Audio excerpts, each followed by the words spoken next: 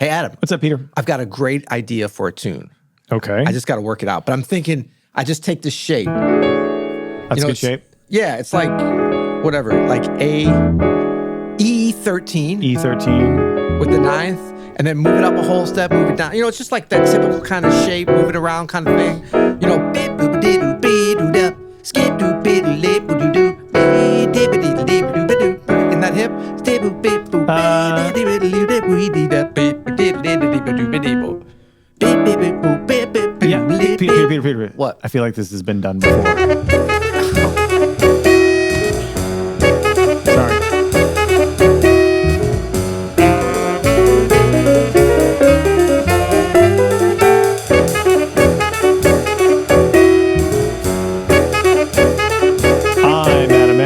And I'm Peter Martin. And you're listening to the You'll Hear It podcast. Music Explored. Explored, brought to you today by Open Studio. Go to openstudiojazz.com for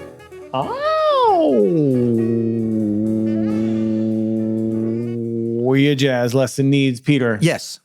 Today we are listening to both of our favorite albums of all time. A classic. One of the greatest jazz piano quartet records. I'll explain more on that in a minute.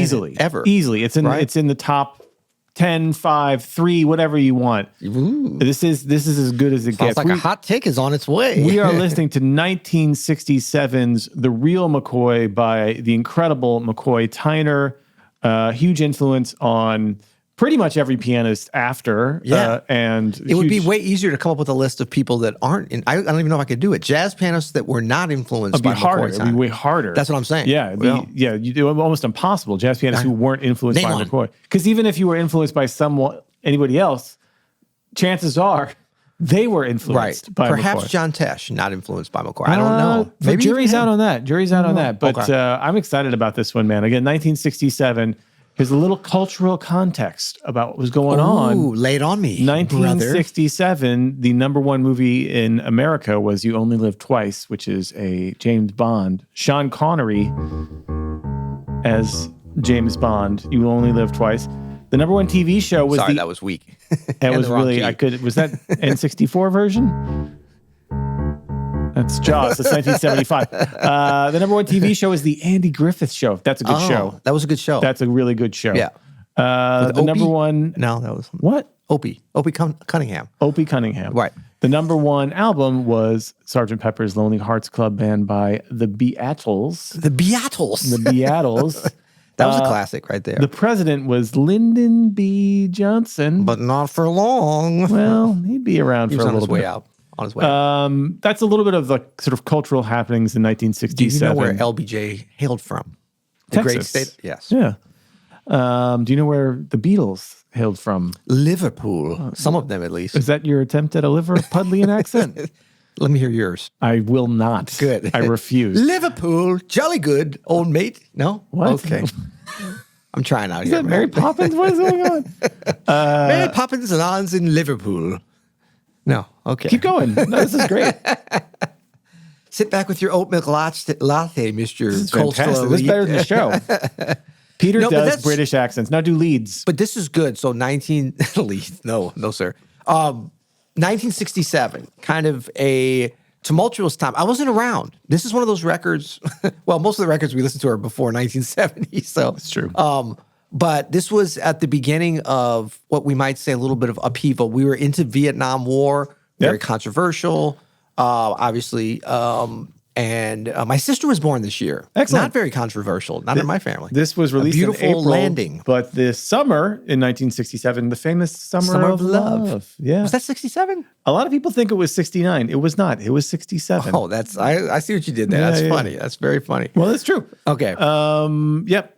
And so what was happening with McCoy around this time, Peter? Well, how old is McCoy? McCoy was 28 years old when he recorded this record. It was recorded on April. I always love this, looking this up, because I think about, the times I got the chance to hear McCoy live, which was quite a few times, actually.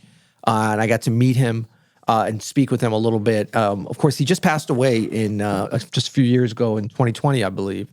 And I actually saw him relatively maybe 2019 or 2018 was the last time I saw him. But I always think of him as this, older gentleman Not old. I mean, not when I saw him. I mean, never. He was never old. He was every time I heard him play. I know he had some health issues at different times, but I guess I was lucky and caught him when he was strong. But to think that he was 28 years old, to answer your original question, really great on this recording. But a young man, young McCoy. but a baby. But I'm starting to think middle-aged for some of these great records from the, this is kind of a sweet spot, I would say, if nothing else, not middle-aged, but for a lot of these records we've been... Late 20s, mid-30s is a sweet spot, I think, for a lot of artists. I don't want to say it's downhill after that, but... not necessarily. It doesn't have to be, for sure. I mean, Elvin is 39 on this album. That's crazy that he's so much older. Everybody else is the exact same age. Ron Carter's 29, Joe Henderson's 29, Elvin Jones 39. I never thought of him as 10 years older. Yeah, so he's pushing 40 here. I just think it's like, you get in your late 20s, you've had enough time to really develop some mastery, and you're sort of out of your maybe more aggressive young phase, and you're really bumping up into some life issues by that point, usually. Right. And we can tap into that a little bit on this. I think McCoy is struggling with some spiritual things on this album, which I don't really think of this as like a spiritual album because of sort of the athleticism of Passion Dance, right? Yeah. And like how famous that is. And Blues on the Corner, which is a really fun, almost childlike head. But some of the, contemplation and the Search for Peace. Yeah. Those are very introspective. Very introspective. Not just for a 28-year-old, but for any person who is sort of bumping up against the bigger questions. And not just for the titles, but for the music that's in them, and then kind of the placement on this record with 5 tracks. Obviously it was 3 and 2 on the LP. But the idea of actually, can we throw up that? Do we have the LP? Just look. I always like to, because we're always looking at like the Spotify or thinking about the CD. That's kind of fun to see. Or even do we have the actual LPs, like we set them there? The idea of like, what is the demarcation between side 1 and side 2? You know what I mean? That's always interesting because and then just to visualize it like that. So we've got 2 tunes. So think about this, and we're gonna start with, of course, Passion Dance in a second here. But side 1, 2 tunes, and then Contemplation, which is it's probably the heaviest, most emotional. I don't know it's the heaviest. It's the deepest track in a way. It's a very deep track, and you can really hear. And it's different because it's in 3. And those years in Coltrane's band. Yeah, and I was going to say, it's the longest track by just a little bit. And so there's quite a juxtaposition just from that first side of the record. And the second side, I understand. This whole record was made in one day, too, like a lot of these records were. And even talking about, is McCoy middle-aged in terms of his output and stuff, or musicians in general, hitting up against that age of 30, I think because, especially back then, they had so much experience. I mean, think about what McCoy had already done just with the John Coltrane quartet, of which he was a part of, and then the later iterations of it with bringing different guest artists and stuff. I mean, that was a lot of different music. And then this was his first Blue Note record, but his 7th album as a leader. But just going back to like 5 years before with Inception, which is a fantastic debut record. And there actually may be a couple of other records that I remember that floated around, independent ones before that. But it's just to say he was recording a lot. I mean, like 4 or 5, and then he's playing on other people's Blue Note records. His impulse run is unmatched for a young musician. Which really goes right up to this record. It goes right up to the. He actually had like a little bit of a break, but that entire, as you said, Inception, Nights of Ballad and Blues, so which is unbelievable. The Today and Tomorrow, the Live at Newport, like all of those in that era, early 60s era, are just fabulous, fantastic. And then this, like, somehow takes it up a notch. And I really think it's due to a couple of things. I think Elvin Jones and McCoy, we already have talked about that so many times on this show. About the drummer-pianist connection. There's something very special. It's a certain kind of relationship that if the chemistry is right, it can make or break a band. We talked about Kenny Kirkland and Jeff Tain Watts. We've talked about McCoy and Elvin. We've talked about Tony and Herbie. And like, because I think both of those... Chick Corea, Roy Haynes. Chick Corea and Roy, because they both, those instruments in the role of a quartet or quintet are really there for color, for rhythmic propulsion, both of them. I think there is this relationship and this chemistry that can either be there and be good or kind of not be helpful.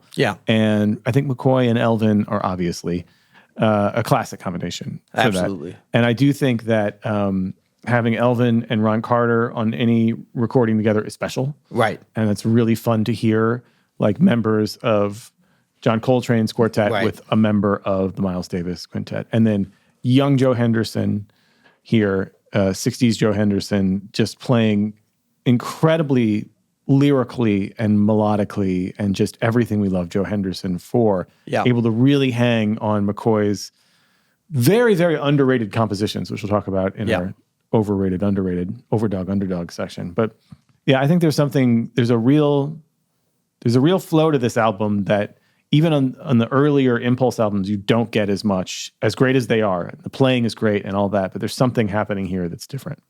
Yep, absolutely. And I think that it being McCoy's first Blue Note recording session and then released in the same year, 1967, like they used to do it, on the Blue Note record label is super important. Of course, he'd been on Blue Note records as sideman and stuff, but coming out of this Impulse period, and there was a little bit of a break. The last record, I believe, or the most recent one that came out was McCoy Plays Duke Ellington, which I think is kind of a sleeper album, and it's a very different kind of a record. I think it's one of the best. I mean, how many plays Duke Ellington were there during this period and later? I think it's one of the best. I think it ranks right up there with Thelonious Monk Plays Duke Ellington. And in fact, is an interesting kind of corollary to that record and I agree. Reference point, which is fun. But I think that the constant that you're getting from the Impulse year, at least most of those records with this record, is the Van Gelder sound, Van Gelder Studios in New Jersey, which we can talk about a little bit later, whether or not that's a plus or a minus, depends on your vantage point. And to me, depends on the instrument. But it was so associated with nobody any more so than McCoy Tyner in terms of that Van Gelder piano sound, which, as I've mentioned before on here, I'm not a huge fan of, but huge fan of like what it made on this record and the other parts and how it all works together. You can't have everything in life. You know what I mean? Everything. Yeah. But certainly that's like the constant that kind of goes across. This was interesting. It was produced by Alfred Lyon, who was, of course, one of the founders of Blue Note Records, legend himself. Was released in November. It was recorded on April 21st, 1967, then released in November, which wasn't unusual then, but the stuff was moving along great. And why don't we listen to the first track? How about that? It's a good one, apparently. Jam session standard. It really is.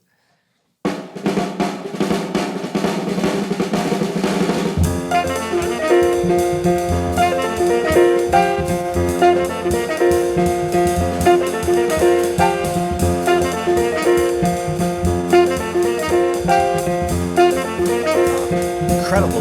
So it's all just F7 sus through here. Yeah. And then to this pedal here, this so B flat, minor flat.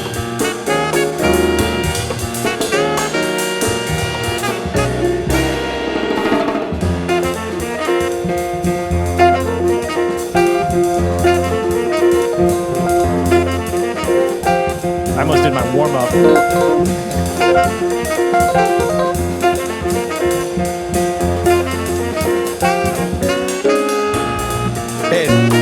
Elvin on the bell of that cymbal, it doesn't get any better than that. I mean, super complex, but very simple about how it interacts with the bridge.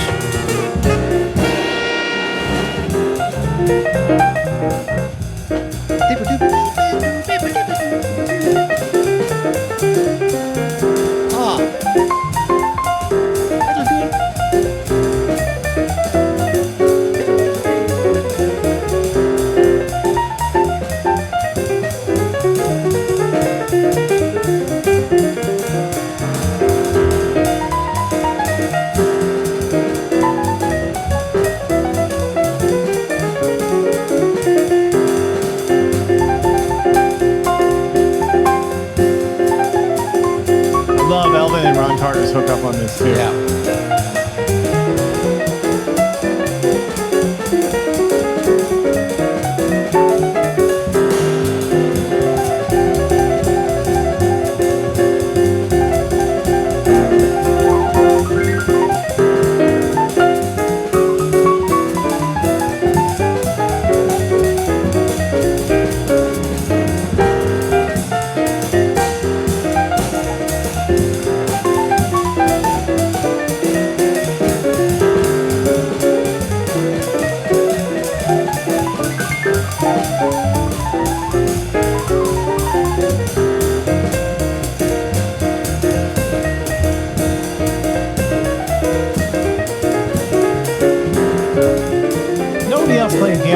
this right now. You know. Oh, now. No, at this time. Oh, yeah. 67 and now. Now I sing, now I stop, 68. What's that? Chicory, now I sing, now he sings, now he stops. Is that 68? 69. 69. So definitely some influence, right? You think? Yeah.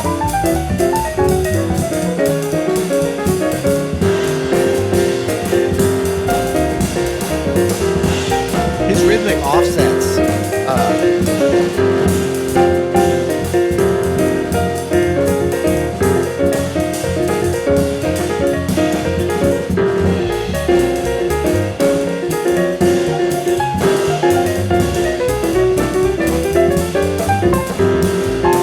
Direct line from this to like Kenny Kirkland in the early 80s 100%. when he was playing with Elvis. Brad Mehldau. You know, Brad, yeah, and like that kind of what became Burnout playing or whatever it was.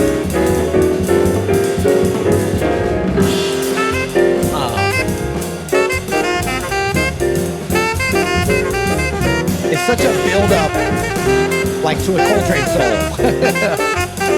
But it's Joe Henderson.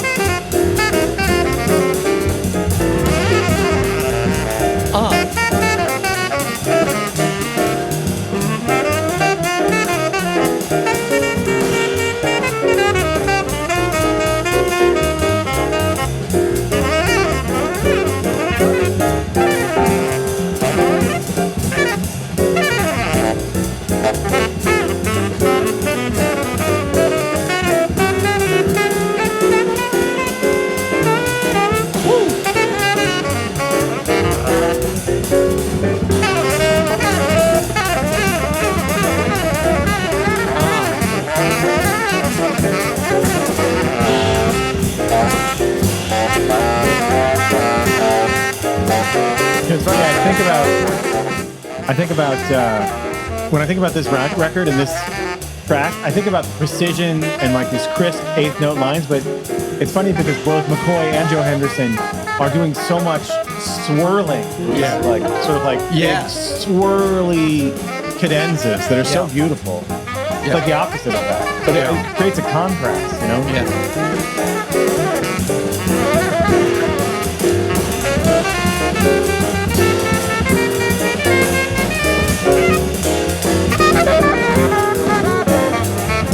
I mean, the Coltrane influence on Joe Henderson was always very clear to me, but there's as much Wayne in there too, and just Joe, like everything surrounding him, of course, like even the lead up to the beginning of the song was so like, Coltrane, you know, it's like the way Elvin and McCoy would build it up, and then Joe comes in and it's kind of Joe, you know? Like that's very like the way he thematically jumps around. And just all love to Elvin Jones.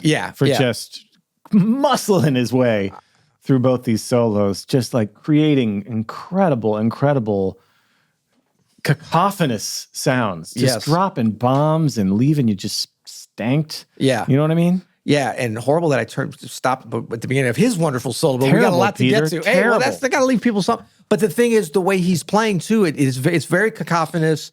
It's very busy, but it's regulated somehow in which McCoy could like present this super well-crafted solo. And then, of course, it's even more dense when by the time it gets to the Joe Henderson solo, and it kind of starts at a peak and then goes even higher. Elvin's playing as much, if not more, than you got McCoy staying in hot when Joe's solo. But I think that they're like, you have the relative simplicity of like this, you know, this F sort of sus dominant kind of framework there. Not that they don't leave that a lot, they do, but you've got that foundation. There's not really a form in the sense beyond a loose like series of 8 bars over and over again, but it's open.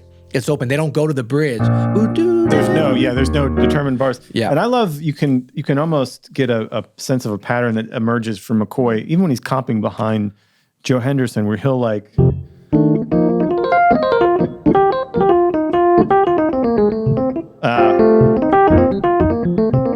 let's do like 4 bars or 8 bars completely in, and then do some in stuff, and then like the next sort of like B section, like he'll take it super out, and then come back in, And kind of uses that form with different themes kind of over and over again. Yeah, and then he'll do 8 bars kind of in the F. Yeah. And then back with that kind of stuff. Right. And it's all kind of leading, and then a lot of doom, ding, ding, ding, gong. Yeah. And then dropping those bombs on 4, even if Elvin's not doing it. And the other thing I thought was a great reminder. It's very like I remember learning this solo, and it's like very sing-songy if you don't nail the time. Yeah. And it's very, Well, don't do it like that. Don't do it like that.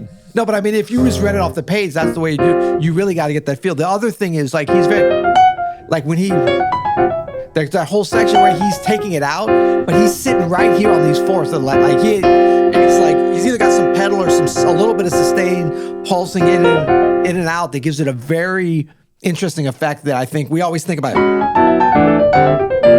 And of course, he does that at times where he's moving, like whole step movement out or chromatically or something. But a lot of times he's in contrast with himself by sitting there, in really interesting ways that interact with that same form. Yeah, we were just having that conversation with Larry Goldings. I dropped the name there. Dropped that in.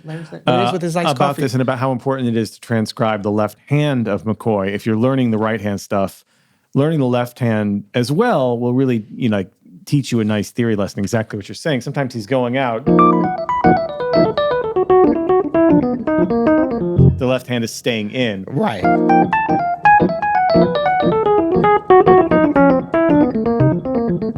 Yes. Sometimes it's going out with him.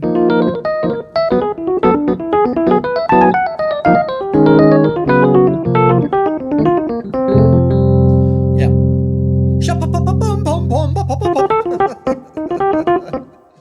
Oh, Okay. that's good. It's great stuff. How about some bangers, Peter? My banger we've already heard for a solo, and it was Passion Dance. McCoy's solo on Passion Dance. Is that your number one banger? That's my number one banger for solo. Okay. My banger for a tune Yes. is actually Blues on the Corner. The final track on side B, as it were. The final track on side B. What a kind of bookends between. This is actually good. We're sort of listening to it. Are you going to play that one? A little bit. Yeah.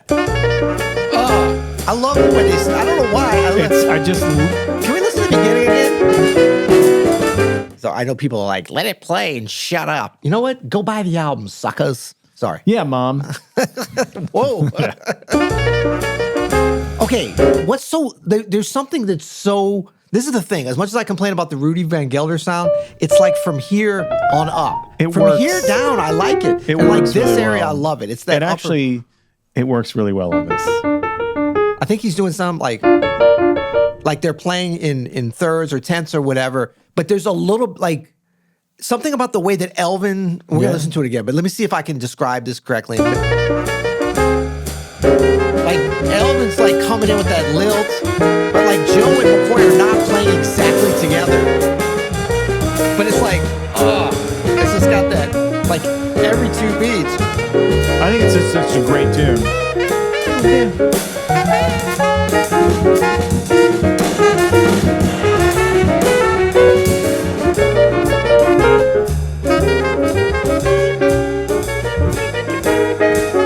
That's going straight whole step step.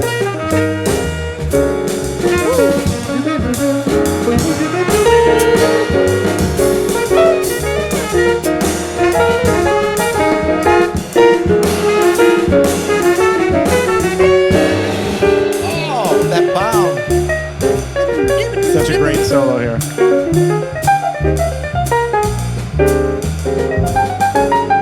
That's Blues on the Corner. Oh man. Final track. Kind of as good as it gets, really. Yeah. Woo, trill. It's just a lot of spirit, it's a lot of vibe, it's a lot of kind of just foot up in the butt, just very like What? Sorry? Like you're kicking somebody, Say that again? Yeah, like you're kicking somebody out your house. Get up out of my house. Get out of What my up house. in the butt, No? Peter? You guys aren't feeling that? Oh, closer to the mic, sorry. Like you're getting, just boom, you're kicking somebody. Lord. Yeah.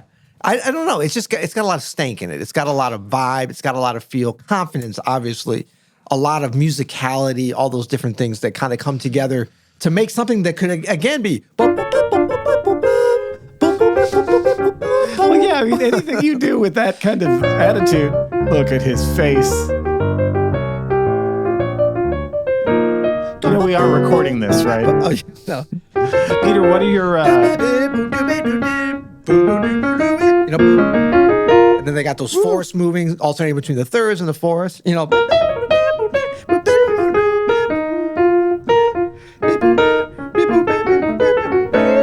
So good. And can we just listen to the very, very end of this track? Bam! It's one of the all-time. Okay, this album starts with one of the great drum fills. Yep.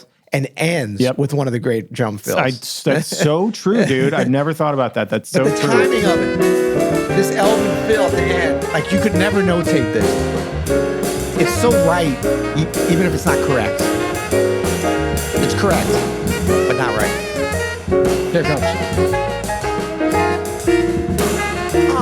And he's setting it up already. That's crazy. It's so much fun.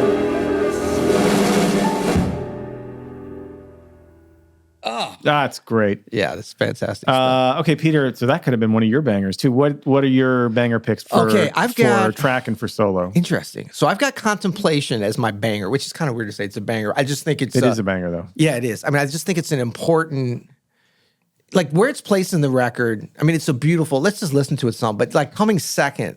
It's such an interesting thing after Passion, you know, all that great stuff, and then you come to this. So, you know, this to me is really, when you read the liner notes and you hear McCoy talking about Search for Peace and Passion Dance, I mean, those are your two banger picks. Yeah. But really, he's thinking about, like, he's bumping up against his spiritual side. Yeah. And I think this is a very contemplative, obviously, hence track. The name. I mean, this is like... But you know what's great? He's playing so much piano, too. I was going to say, like, he's kind of... He's not like, oh, this is contemplation. I'm going to be like... Or doing it. Like, he's kind of being himself... There's a force, but there's that virtuosity. It's that Coltrane school of creating these waves of light. Yeah. You know? Very lyrical, but then very like... I feel like whenever we think about playing things for God or playing things with spirituality in mind or any of that stuff, we often think about like ambient music, long synth pads or whatever. Yeah. But like, it's not all it can be. Like, it can be, as life is, this huge, vast array of colors that we can throw on it, you know? And it's a lot of setup for what he knows is coming. He wrote the song.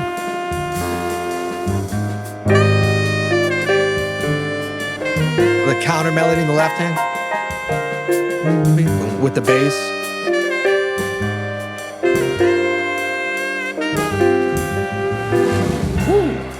Carter, hello. We used to play this in Willie Aiken's band when I was like 18. Mm-hmm. I had no idea how to play this. No idea what you didn't have time to contemplate it yet. I didn't even know I should be contemplating. Which is how you should be when you're 18, really.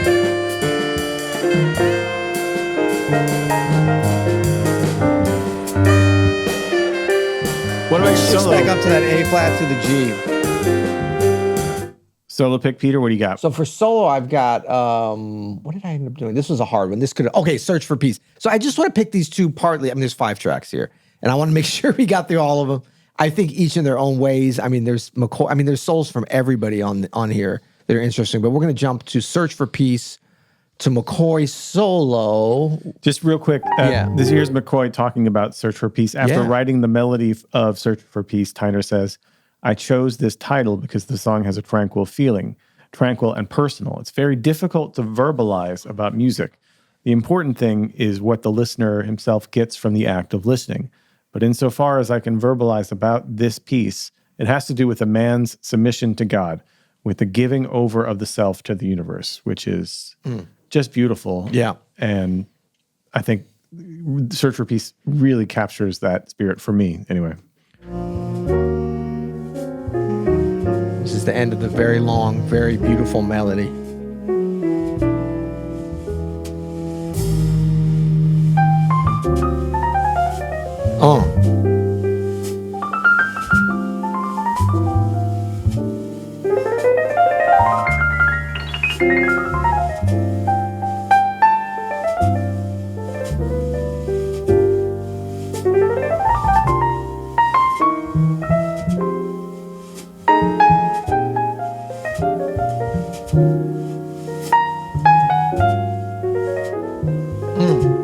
So gorgeous.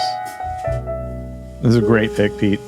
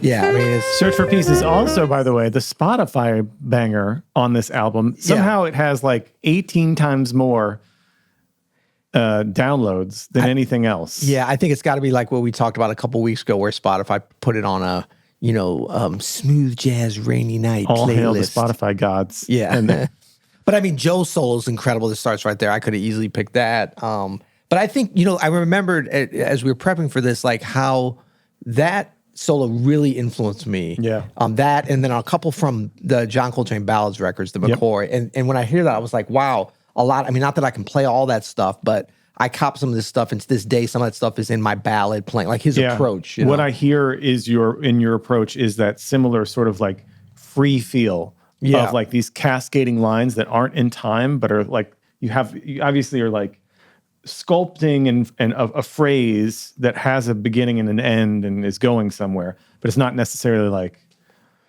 it's not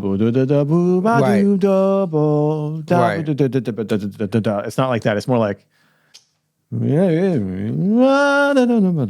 like out of this free, out of time ballad playing that you're just a master of, and obviously McCoy a master of, and it, steal from the best if you're going to steal. Yeah, and I think if anything, I mean, this was pretty early on in my development. I heard this like way before I could really hear all this stuff, but if nothing else, it gave me license for that kind of approach, which later on I started to be able to put together. Yep.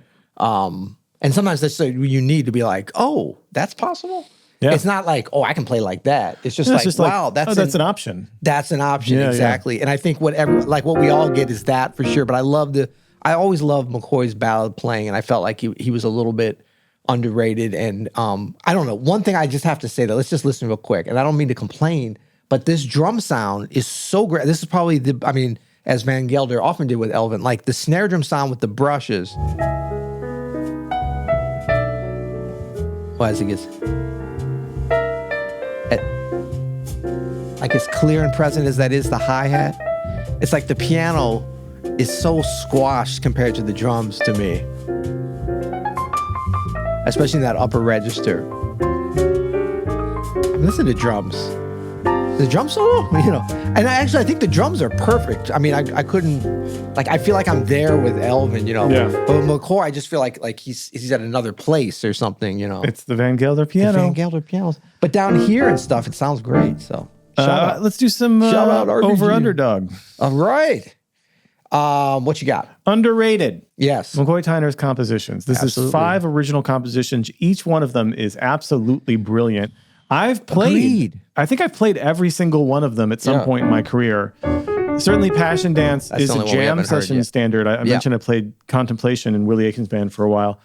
I don't know if 4x5 might be one I haven't. I've played it. It is hard. I think I have played it, actually. The only reason it's not a jam session tune is it's hard. It's not hard for pianists in terms of because it's a very familiar shape, but to improvise over E7, Search for Peace I've definitely played. Yep. And Blues on the Corner, of course, is a classic. People mess it up. But his compositions, I think this might be his best collection of compositions, and I think he's underrated. I think people talk a lot about a lot of other composers from this era, but not many people talk about McCoy's originals, but they're really, really good. I put them right up there with Herbie's, who's obviously known as a master composer from the same era and even a few years before on Blue Note in specific. But to me, like when it's fair to kind of compare apples and apples when you talk about great Blue Note quartet or quintet records from this era, 1960 to 69 or whatever. Yeah. Absolutely. Because the tunes are great. They stand the test of time, obviously, but they also fit together, kind of like Wayne Shorter, like Speak No Evil. Like those are all great tunes, Juju. Yep. But they also fit together. They're executed great. It's like the whole package. But notice how much more we talk about Wayne Shorter and his tunes than we do about McCoy Tyner. I think it's interesting. Yeah. Another underrated 37-minute albums. I love a tight album. That's right. I love a tight set. Shout out to the 90s for not doing that. I love a 70-minute set. You know what I'm saying? I love Home for Johnny Carson. 40-minute album. You kidding me? Say what you got to say. That's Let's right. go. 37 minutes, 5 tunes. That ain't bad. Because there's no, like, the tunes move. They've got space. They've got length. They've got width. They got breadth. This is not like you're rushing through anything. Yeah. Because it's a 37-minute record with 11 tunes, and nobody wants that. I love a 90-minute movie.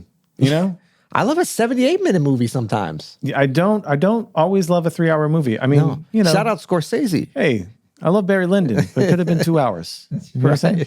I still can't get through The Irishman because of that. Isn't that like 4 hours? I don't know. I can't get through it. I mean, it's great. Of course. Yeah, Scorsese is amazing, but I got an overrated for it. Let me give you an underrated first because that's more positive. Okay. Ron Carter and Elvin Jones as a rhythm section. Yeah, underutilized. Underutilized and underrated just in terms of because... Incredible hookup. Incredible hookup, obviously. I mean, they're two of the greatest ever. Right. And maybe that even speaks more to like Ron... Well, no, and Elvin being able to like fit into with any other great bassist drummer. But, such a, Ron Carter, Tony Williams, and then Elvin Jones, of course, Jimmy Garrison or Reggie Workman or some other... But it's like you start to associate their greatest work. But this is some of their greatest work too, right? I mean, I can find other great records, but they're not like Elvin and Ron aren't killing it on here and hooked up and locked in and all that. Overrated. Rudy Van Gelder remastered editions. Yes. Why you got to remaster? I know. For CD, well, the piano sound needs to be remixed, actually. He's not re-recorded. Apex Mountain. Is this McCoy Tyner's greatest album? I would put it as a tie with several others. I don't think there's any album greater than this. So there's no great album. There's no greatest. They're all great. If everything's great. They're all the greatest. Not there. I mean, yes, they're all great. Well, let me think. Well, it's interesting because he was on Blue Note and then he was on Milestones later, which was some great records in the 70s and early 80s. And then he was back on Blue Note that made some great records that people don't talk about a lot. There was one live at Merkin Hall, a solo piano record. That I can't say this was greater than that. Maybe though. Yes, we can say this is the greatest album. Because you're not going to be happy if I don't say that. But is this the greatest album that he's on, period? So is this a better feature for him than Crescent or Love Supreme? Well, I mean, in that it's better feature. It's all his compositions. Mm-hmm. But is Crescent one of the greatest Apex Mountain records of all time? Yes. And is he on that? I think it's a better album than this, but I think this is his best album as a leader. I wouldn't argue with it. Yeah. I wouldn't argue. I just don't think if it's an Apex album of McCoy Tyner's, there's other peaks very close by, is all I'm saying. It's not like a clear, one-hit wonder situation. The John Coltrane's Theft Award. Who steals this album? I'm going to say Elvin. Can Elvin Jones really steal an album, though?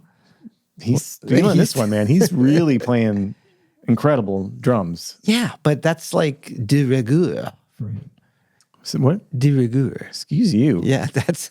when I throw these French phrases around, you need to get to Wikipedia. You need to get to Francopedia, okay, to explain these. I won't do it. What do you mean by that, though? I'm not saying that you're wrong. Just refresh me on, like, theft. Like, he outplayed everybody. He overplayed. He stole the album. This is like an Elvin Jones highlight album.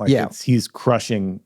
He is the best player on this album. But what did we say on our Love Supreme? Did we have this rating system then? We didn't yet. Would Elvin have been the Theft Award? I think McCoy would have been in the conversation too. Okay. Yeah.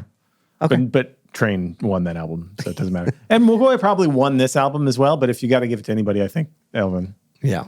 The Oscar Peterson Overplaying Award, who you got? Well, I think it's McCoy Tyner. Yeah. And again, with all love with this for overplaying, it's just like number of notes, although Elvin would be close.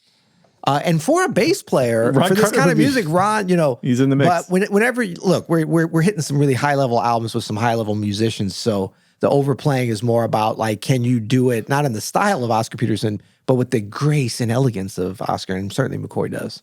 First call subs for the piano chair. I mean, Chick basically made he made the same record. No, his own version of Passion Dance with Now He Sings, Now He Sobs. Yeah, 2 years. You got to think 1 year Chick. later. Herbie could be in the mix to sub for McCoy on this, obviously. And that may be it. That's probably it. At least from that era. I mean, I'm sure there's others that you could talk about, but yeah. Tenor, obviously Train. That would change things a little bit, wouldn't And it? I think Wayne Shorter would have been an interesting sub for Joe Henderson. I think Wayne would have been a better sub if you're trying to keep this sound, this record together. Train in 1967 coming into this session wouldn't work as a last-minute sub for Joe Henderson. I mean, it would. I mean, it's more of a wild card. It may be the most incredible thing ever. At this point, Train was. I mean, this was the last year of his life. Yeah, he actually really, died that fall. Yeah, he was really playing some out there music. I don't think he would have done it, and if he would have, I think it would have been a whole different album. Bass, Jimmy Garrison. I think you got to go. And that's the association with Elvin Jones. I think you put with Reggie McCoy. Workman in the mix as well. For sure. Yeah. Drums, I think Tony Williams, Yeah, even of though course. like that would be very different. I think Roy Haynes. Roy Haynes, be in the absolutely. mix. Roy Haynes might even be. And then if you're going to go modern, I'd say Greg Hutchinson, who we seem to mention every week. We have to. as We being now able- it's obligatory. He's the official. Hutch is the official first call sub for everything. Yeah. Or Brian Blade. I could see. No? Okay. Hutch, though. Okay, gotcha. I mean, Blade sounds awesome on anything, but Tane, yeah. would be better. Yeah. A better like sub for He what's was going but a on. baby then, if even born. But Although other Blade than that- would be interesting, but Yeah. I think Tane would be interesting to hear too. What would you call, this next segment? This is, bespoke genre. What do you have for this? For bespoke sound genre? of this record, yeah. The real shit. Okay, that's not a bespoke genre. That's just your reaction. That's just you trying to be hip. Would put on your beanie. That would be how about Angular Swing? That's good That's not bad. because of like Elvin. Chordal chord jazz? I like Cortal. Cordal or Cortal? Chordal jazz? Cortal. Chordal jazz. That's what it is. What is that? Chordal, like corduroys, but also like chordal Oh, don't like that. muscular. Yeah. Chordal jazz. Oh, like steroids. like steroids. So fourth steroids jazz. Got it. I've got Blue Note Fortet Swang. I feel like This is very much, I think, a Blue Note Blue Note record. Fortet Swang. It's got a That's your- certain. It's a sub genre. It's a bespoke. You got to genre. be on Blue Note. There's got to be 4 of you, and it's got to swang. Let's talk about the cover. Cover's dope. I love this cover. Can we look at the cover? And then maybe we'll even flip over to the. Okay, I love I love the white space. The Obviously, white space is awesome. The Real McCoy font. Is that the Brady Bunch font? Perhaps It's a very late 60s Oh, kind so of good. font and spacing. I love how the is vertical. Oh, it's the colors of that. The colors are of the perfect. photo. Yeah, the sort of orange and brown, that late 60s, early 70s orange and brown. If the font from the Brady Bunch or from the Real McCoy? Oh, really? Oh, Caleb is obsessed with this. Caleb's- Beverly Hillbillies. It's his favorite show. It's his favorite show. and of he all didn't time. have a mic, so you can't hear what Which he's is saying. weird because he was born in like 92.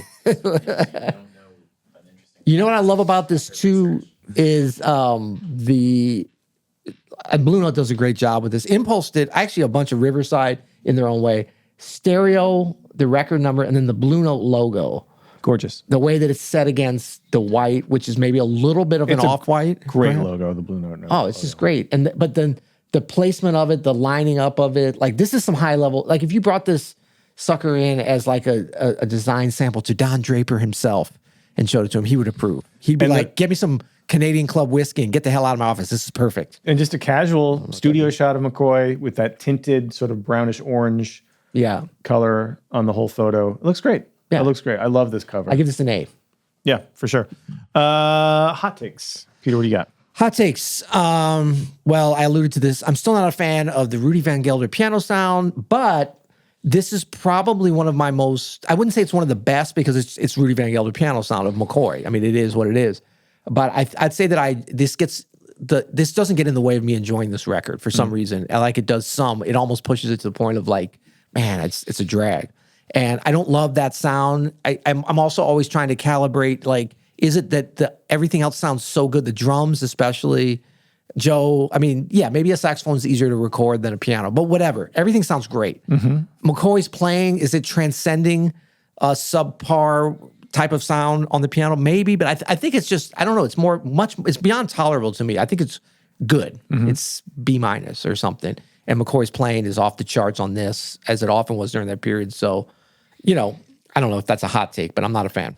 My hot take? Yeah. It's the best quartet album of the late 60s. Ooh. Total. Okay. Like full stop. Yeah. I mean, I can't think of one that I like more than this. Yeah. Or have listened to Maybe is there more. a Wayne? Yeah, maybe. Wayne is in the mix for sure. Yeah. But I think I've listened to this more than any quartet with like saxophone, piano trio. Yeah. And the band is so slamming. The compositions are so slamming. The playing is so good. So much piano being played. I can't think of a better one. I'd have to agree. So not hot anymore. Just a warm take. One other thing. Okay, I got another hot take. Kick-ass drums intro is going to kick off. You need a kick-ass drum intro to kick off a kick-ass album. If you got a kick-ass drummer, a kick-ass drum intro can be very, very handy. Because think about this. Let's just go back and check this out again.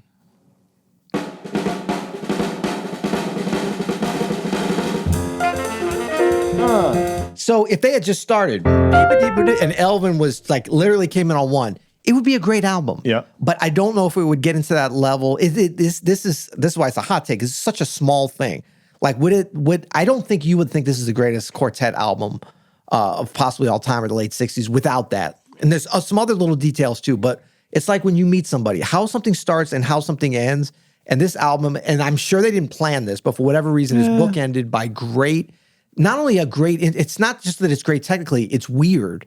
And it's almost like he's going to come out of it at the wrong place. Like you can't really count exactly what there's so many things on paper that are wrong with it, but it's just so right. No, I mean, it's not perfectly in time. It's not like this drum solo is weird. I don't want to be right. Yeah, exactly. No, but you know what I'm saying? Check it out.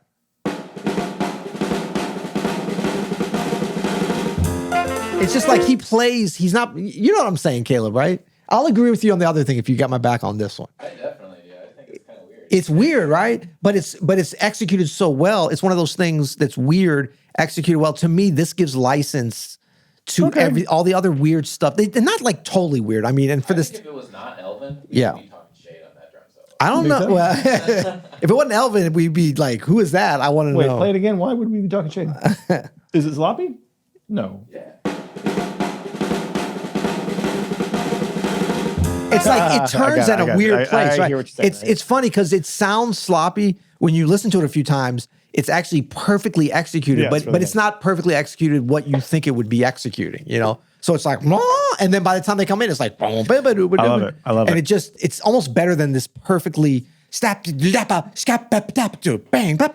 don't phrase it like that and it'll be fine. Peter's really on his classical phrasing today. Have you noticed that? Are we still?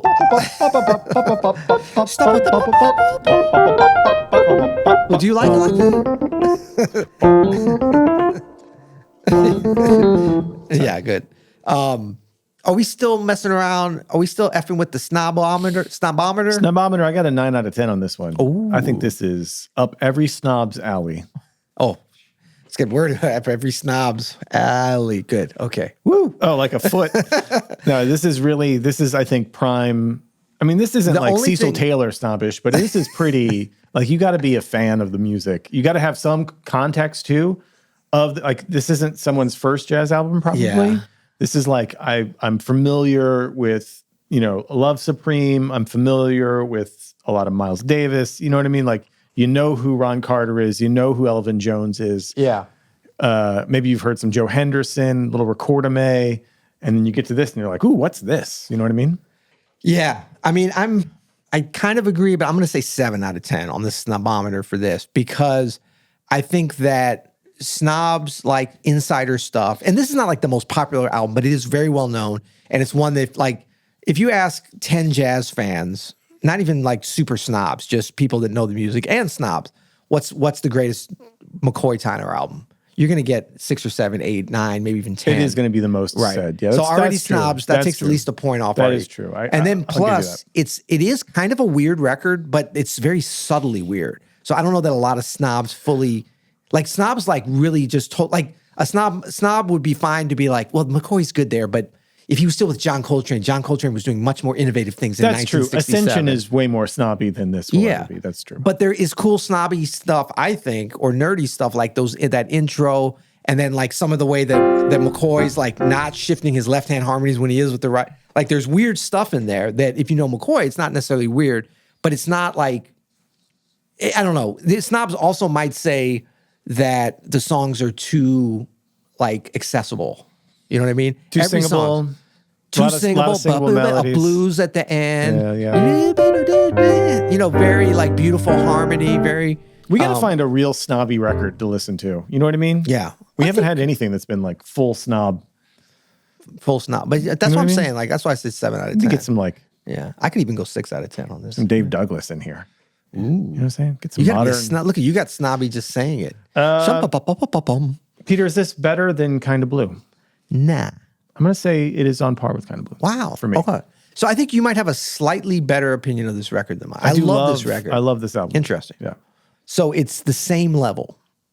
As Kind of Blue? Got it. For me, I love it. Yeah. Okay. Interesting. Well, I think we nailed it. We sure did. Yeah. We sure did, guys. Yeah, and we listened to pretty much everything. Yeah. Maybe we'll go out on a little bit. The only track, did we listen to 4x5? I guess In the intro. Yeah. we did. Okay, well, I think we're good then. Until next time. You'll hear it.